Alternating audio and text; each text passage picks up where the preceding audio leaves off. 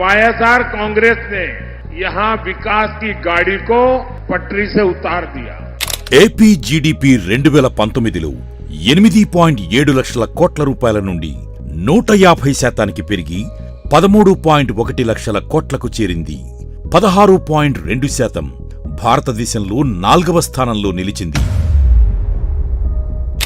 जनता के हित में काम करने के बजाय इस सरकार ने तो उल्टा आंध्र प्रदेश को ही भारी कर्ज में डुबो दिया। 2014-19లో చంద్రబాబు హయాంలో ఏపీ అప్పులు 22%గా ఉంటే జగన్ హయాంలో 12% మాత్రమే.